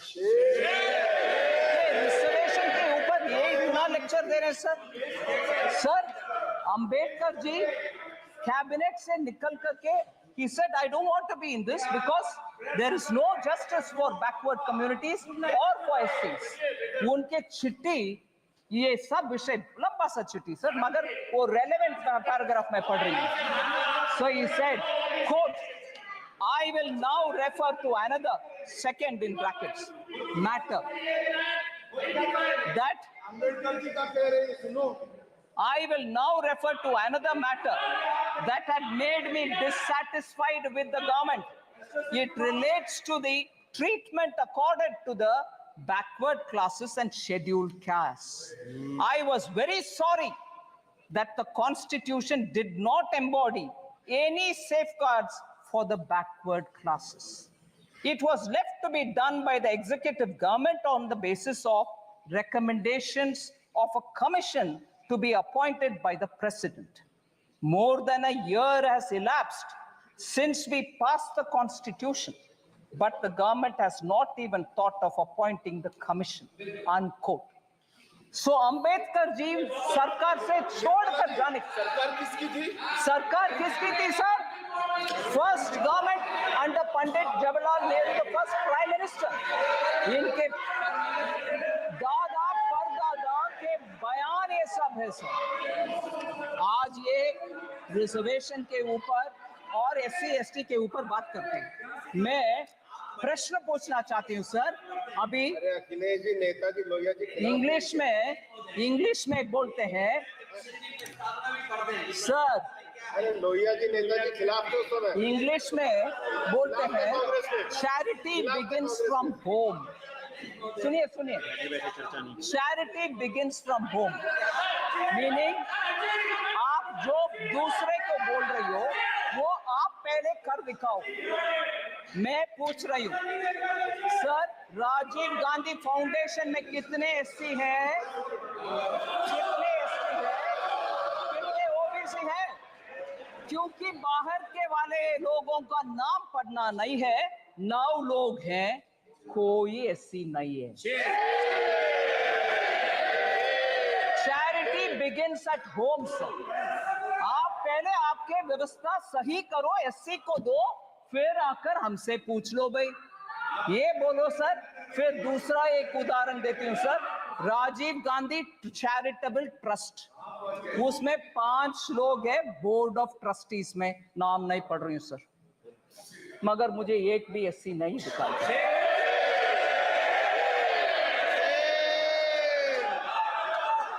So sir, SC ST लोग के ऊपर हम सब कुछ अच्छे करने के लिए इरादा रख सकते हैं, मगर जनरेशन आफ्टर परदादा दादा सबके बयान एक ही जैसे जब है और काम कुछ नहीं हुआ, आप जाकर के आज बोलेंगे तो कैसे भरोसा आएगा सर? और ऊपर से हलवा जैसे एक इमोशनल सेंटिमेंटल मैटर जिसमें पूरे उस मिंट का फाइनेंस मिनिस्ट्री के स्टाफ बंद अंदर कमरे में ये रह करके काम करते हैं, उनके मुंह मिटा करने का काम में आप ऐसे प्रश्न चिन्ह के साथ। और मैं जब इस विषय में मैं कैसे जवाब दूं, ऐसे करके सर पे हाथ रखा तो पूरे ट्रोल आर्मी के साथ मुझे पूछा जा रहा है कि SC के ऊपर जब विपक्ष के नेता बात कर रहे हैं आप सर पर हाथ रख रही हो, हंस रही हो। नहीं, ऐसे एक इमोशनल मैटर को इतना हल्के से डील कर रहे हैं, उसको मैं सर न फोड़। Sir thank you very much sir, मैं बजट के लिए कुछ इतना समय दिए आपके लिए मैं धन्यवाद। माननीय सदस्य, अब मैं वर्ष 24-25 के लिए केंद्र शासित प्रदेश जम्मू और कश्मीर से संबंधित अनुदानों की मांगों को सभा में मतदान के लिए रखता हूं।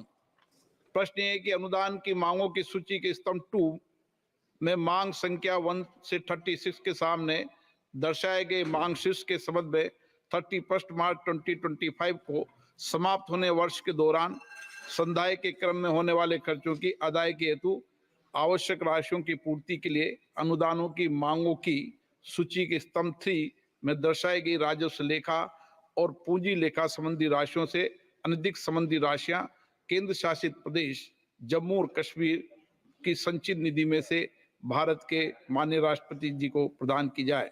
जो सदस्य इसके पक्ष में हाँ कहें, जो सदस्य विरोध में ना कहें, मेरे विचार में निर्णय हवालों का हुआ।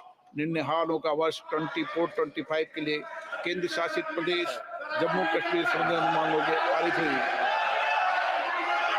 आइटम नंबर 30 माननीय वित्त मंत्री जी। आइटम नंबर 30 माननीय वित्त मंत्री जी।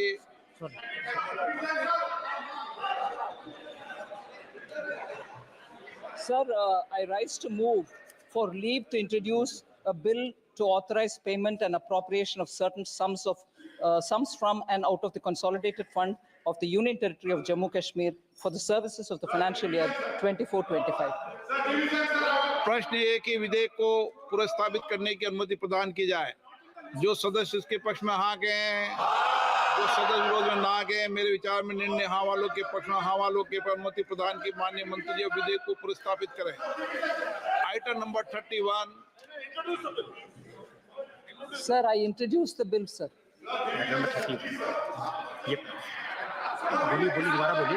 आइटम नंबर 31 माननीय वित्त मंत्री जी।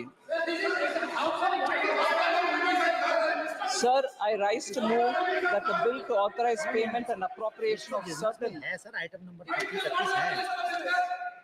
Item number 31.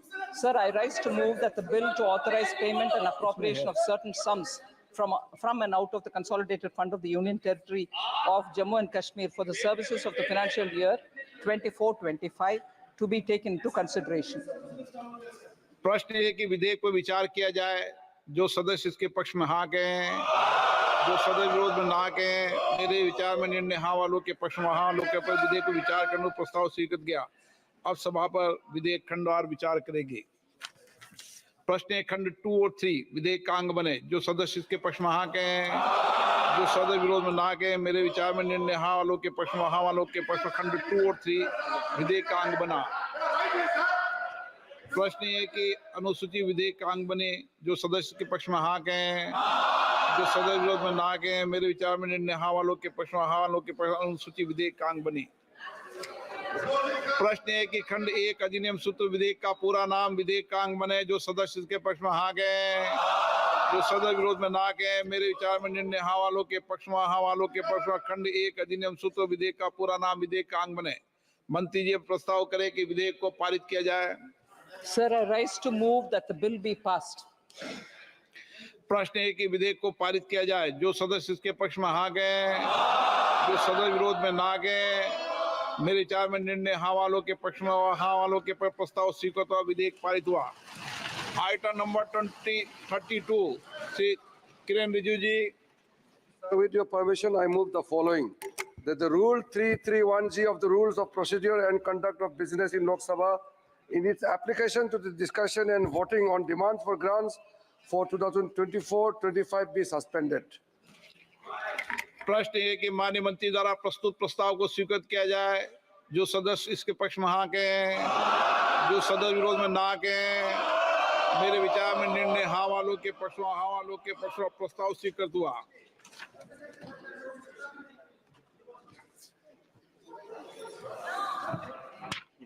माननीय सदस्यगण, लोकसभा की प्रक्रिया तथा कार्य संचालन नियम के 3316 को निलंबित कर दिया गया है, ताकि अनुदानों की मांगों को विभागों से संबंधित स्थायी समितियों की संदर्भित किए बिना पारित किया जा सके। तथापि अनुदानों की मांगे स्थायी समितियों के गठन के पश्चात उन्हें संदर्भित मानी जाएगी, जिससे समितियां उनकी जांच शुरू कर सके और उन पर अपने प्रतिवेदन प्रस्तुत कर सके, ताकि समितियों द्वारा की गई सिफारिशों को अगले वर्षों के लिए अनुदानों की मांगों की तैयारी के उपयोग में किया जाएगा। माननीय सदस्यगण,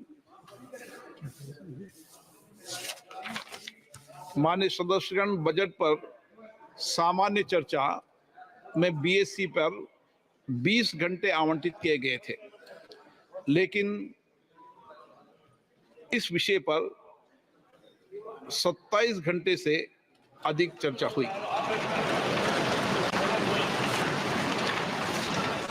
और इस चर्चा में लगभग 125 माननीय सदस्यों ने भाग लिया। 56 माननीय सदस्यों ने लिखित में भाषण दिया और 40% से ज्यादा नए माननीय सदस्यों ने अपने विचार रखे। मैं इसके लिए सभी माननीय सदस्यों को धन्यवाद देता हूं और आशा करता हूं कि हमारे इस लोकतंत्र की, संसद की मर्यादा प्रतिष्ठा को बनाए रखने के लिए हम चर्चाओं को, संवाद को और बेहतर बनाएंगे, ताकि हम हमारे लोकतंत्र को सशक्त, मजबूत कर सकें।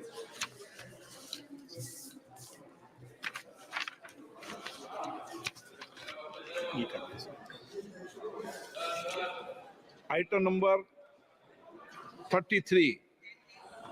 अब मैं सभा में रेल मंत्रालय से संबंधित अनुदानों की मांग संख्या 85 को चर्चा तथा मतदान के लिए लाया जाएगा। सभा में 1 मिनट रुक जाए करो माननीय मंत्रीगण। सभा में उपस्थित जिन माननीय सदस्यों के रेल मंत्रालय से संबंधित अनुदानों की मांगों पर कटौती प्रस्ताव प्रचालित किए गए, यदि वे अपने कटौती प्रस्ताव प्रस्तुत करना चाहते हैं तो 15 मिनट के भीतर सभा पटल पर अपनी पर्चियां भेज दें, जिससे उन कटौती प्रस्तावों को जिसकी संख्या लिखे हैं उनको हम प्रस्तुत कर सकें। इसी प्रकार प्रस्तुत किए गए कटौती प्रस्ताव की क्रम संख्याओं को दर्शाने वाली सूची कुछ समय पश्चात सूचना पट पर लगा दी जाएगी। यदि सदस्यों को उस सूची में कोई विसंगति मिले तो उसकी सूचना तत्काल सभा पटल पर मौजूद अधिकारी को बता दें। आइटम नंबर 33, रेल मंत्रालय से संबंधित अनुदानों की मांग। आज ये रेल मंत्रालय से संबंधित अनुमान की मांग आज भी चलेगी और कल भी चलेगी। श्री के Suresh ji. Thank you, Honorable Speaker, sir. Give me golden opportunity to participate railway demands grants on this August House, sir. The railways, as we know, is known as the thread that ties the nation together. If unity of the nation as a kinetic example, it is the railway that connects Kashmir to Kanyakumari and the rich to poor like a garland adorning India. The Congress government, when it took charge of the nation in 1947, was handed over a discriminatory railway network that served economic, political and military interests of British imperialism in India. The railway lines were laid primarily with a view of linking India's raw materials producing areas in the interior with the ports of export, and never in the interest of the Indian industry or Indian at all. It was the Congress government that decided to make Indian railways accessible to all and turn it to a service for the poor and common man. Congress governments also ensured to bring world-class railway system. Mr. Chairman, sir, from the Rajdhani Express, Shatabdi Express, that service.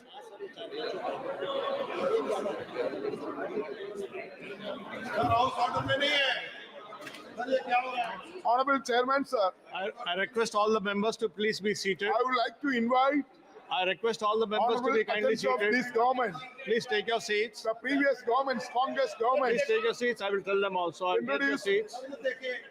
many of the, I request members to kindly take their seats.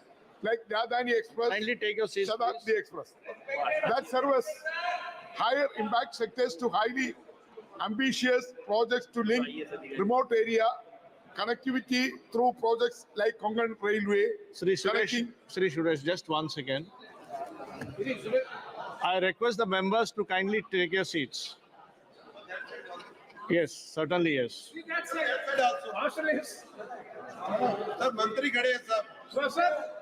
I request members to kindly take your seats because the member would like to sit.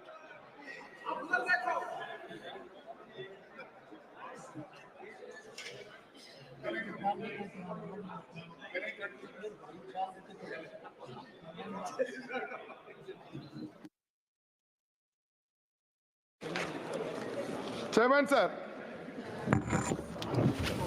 I would like to invite Honorable House. During the Congress government, we introduced Rajdhani Express, Shatabdi Express, and other long-distance trains that serve the higher impact sectors to highly ambitious project to link remote area connectivity through projects like Konkan Railway, connecting 738 kilometers, and Kashmir Railway. Congress redefined national connectivity irrespective of regions, and we proudly call it federalism on wheels that connects states as a whole, not on the basis of its political party rules in the state. Honorable Chairman, sir, what is the situation now? The railway budget is classic case of divide and rule policy of the British East India Company in the new vision. It shows no inclusive spirit, and states where BJP is defeated were completely ignored and terribly shunned. federalism principle of discrimination to none and supremacy of state is no adhere at all. Honorable Chairman, sir, allocation. The Union government allocated 2,55,300 crores for the Ministry of Railway, which is one of the largest allocation. What is the point of such allocation? When it is unevenly distributed, the discriminated against the political choices, sir. If last year's budget had an allocation of 35,400 crores for track doubling in the country, this year it is reduced just 29,312 crores only. I will remind the government that the major railway tracks are used more than their capacity, up to frightening ratio of 130 to 140% of allotted capacity. This congestion has resulted the passenger train running at a speed just 50 kilometers as per hour and goods train at 25 kilometers per hour. So the government does not want to speed trains to be increased and their productivity utilized. Chairman, sir, let me also highlight some serious shortcoming in the railway budget as we witness accident after accident every day, almost all railway tracks in the country. Sir, 2024-25, rupees 1,100 crores is allocated for the installed coverage, and despite the large year-on-year allocations, Indian Railways saw an average of 43 accidents in the past 5 years, and 97% of the railway network lacks anti-collision system. What does this mean? The shield or coverage designed to protect the passengers and asset of railways from damage and collision is nowhere to be seen or implemented. Sir, I would invite your kind attention to some statistics that will be revealed the level of careless attitude with which Indian Railways is operating.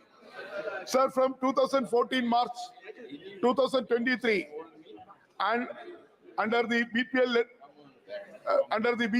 National Democratic Alliance government, ruled, the number of these miscaps recorded 638, and the period also recorded 781 deaths and 1,543 injuries and 426 train derailment till 2023, and the average number of train derailment per annum stood at 47.3 per annum between 2014 and 2023.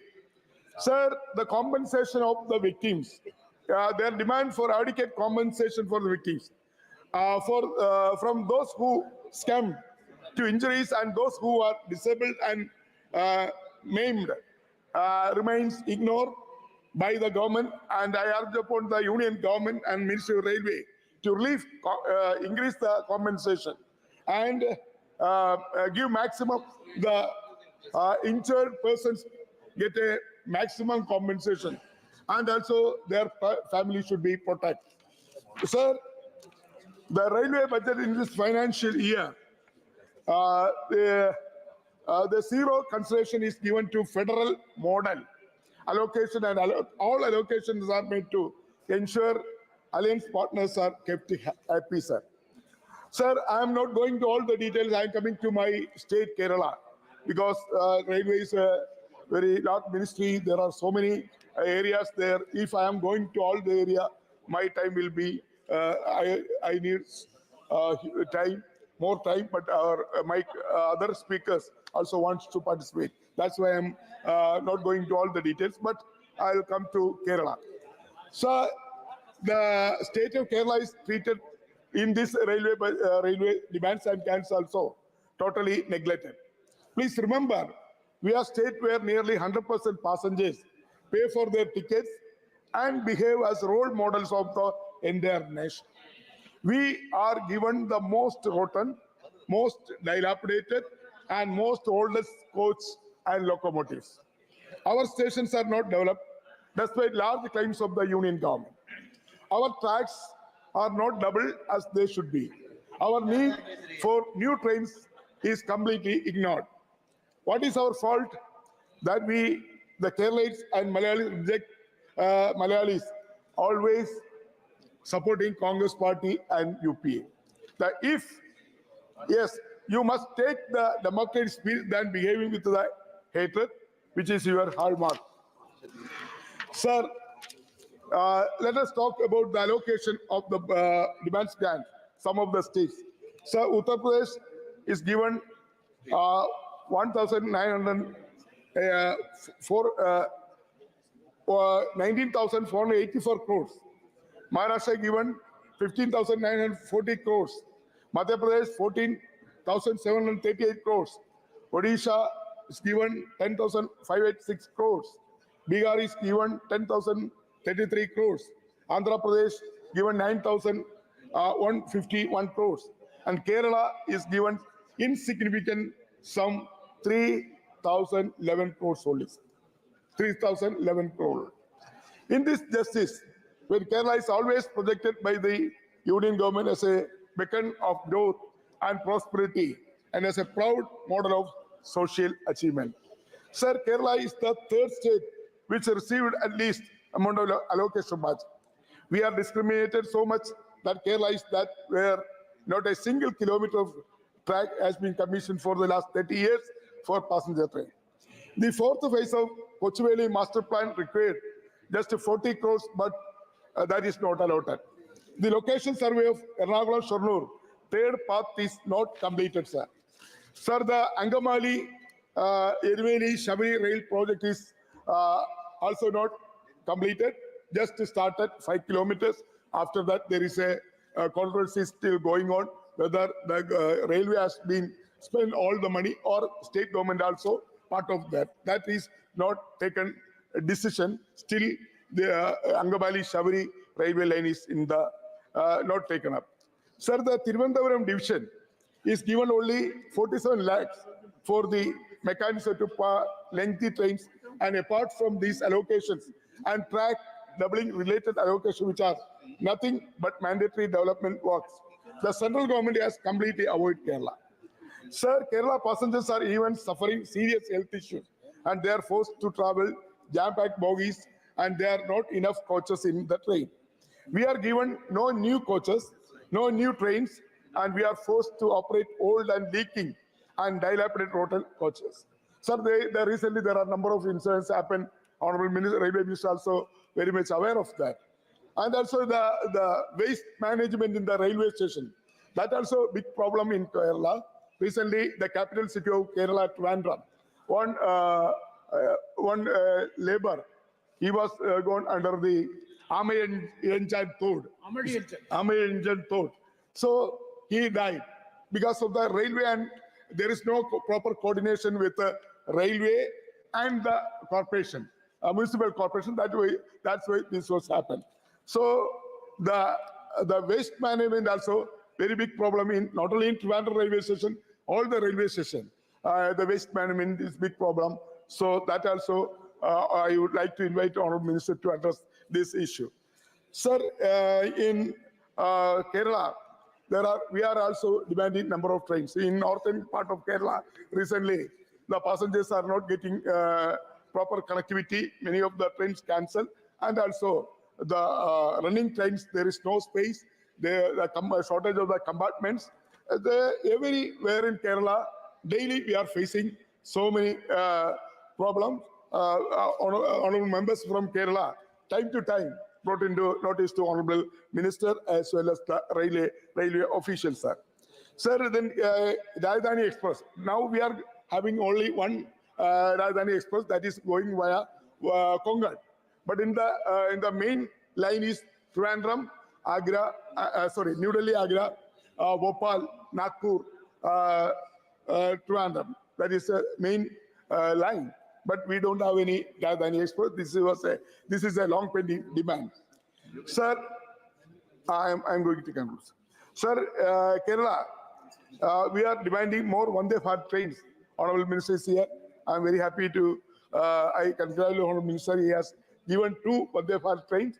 And also we are demanding more Vande Bharat trains connecting Bangalore, Hyderabad and other cities. And also, sir,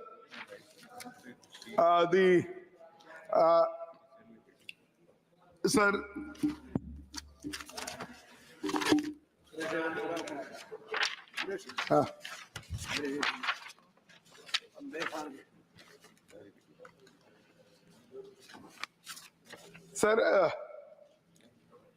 sir, some of the important development issues in my state, Kerala, other MPs also mentioned. Sir, the completion of master plan at Kochuveli, that also pending. Provide new coaches for train training Kerala, that also Parashuram, Malabar, Vanjinad, Kannur in the city, and 2 generation of the trains are running with old coaches for long time. Please provide LHP coach of these all trains.